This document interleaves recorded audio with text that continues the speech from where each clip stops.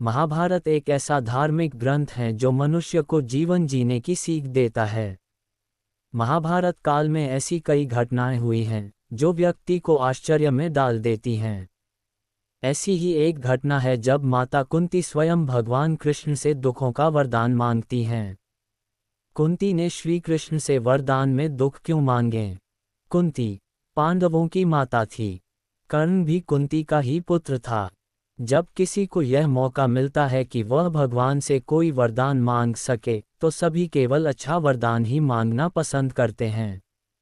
लेकिन कुंती ने इसके विपरीत भगवान कृष्ण से दुख का वरदान मांगा। ये सुनकर किसी को भी हैरानी हो सकती है, लेकिन जब आप इसके पीछे का कारण जानेंगे तो हैरान रह जाएंगे। महाभारत युद्ध समाप्त होने के बाद युधिष्ठिर राजा बन गए थे। पांडवों के परिवार में जब सब सही हो गया तो श्री कृष्ण ने तय किया कि अब मुझे द्वारका जाना चाहिए। श्री कृष्ण सभी से विदा लेकर द्वारका के निकल रहे थे। रथ चढ़े और आगे बने लगे, तभी उनके सामने पांडवों की माता कुंती खड़ी थीं। रिश्ते में कुंती श्री कृष्ण की बुआ थीं। अपनी बुआ को देखकर श्री कृष्ण रथ से उतरे और प्रणाम करने लगे, लेकिन उनसे पहले कुंती झुक गईं और श्री कृष्ण को प्रणाम करने लगीं। श्री कृष्ण बोले कि आप तो मेरी बुआ हैं, मैं आपका माता की तरह सम्मान करता हूँ। हर रोज मैं ही आपको प्रणाम करता हूँ, आज भी कर रहा हूँ, लेकिन आज ये क्या कर रही हैं? आपने मुझे क्यों प्रणाम किया? कुंती ने जवाब दिया कि कृष्ण, मेरे जीवन के कुछ ही वर्ष बाकी हैं। मैं जानती हूँ कि तुम मेरे भतीजे ही नहीं, भगवान भी हो।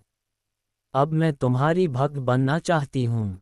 अब तुम जा रहे हो, लेकिन उससे पहले एक बार मेरे भगवान बन जाओ। श्री कृष्ण ने कहा कि ठीक है। भगवान से सभी लोग कुछ न कुछ मांगते हैं, तो आप भी मुझसे कुछ मांग लीजिए। कुंती ने कहा कि देना ही चाहते हो तो मुझे दुख दे दो।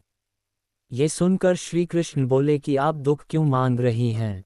आपके जीवन में कभी सुख आया ही नहीं।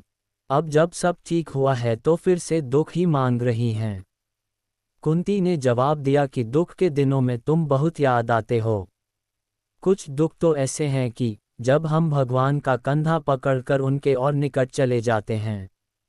हमारे जीवन में जब जब दुख आए हैं, तुमने ही हमारी रक्षा की है। मैं चाहती हूँ कि मेरे जीवन में दुख रहें, ताकि मैं तुम्हें हमेशा याद करूं और तुम भी हम पर कृपा बनाए रखो।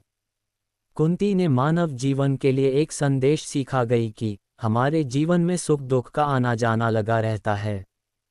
सुख के दिनों में तो हम प्रसन्न रहते हैं, लेकिन दुख के दिनों में धैर्य खो देते हैं, निराश हो जाते हैं, लेकिन ऐसा नहीं करना चाहिए। दुख तो रोज आएंगे। जब दुख का समय आए तो हमें भक्ति करनी चाहिए। भक्ति करेंगे तो साहस, धैर्य और आत्मविश्वास बना रहेगा और हम दुखों से लड़ पाएंगे।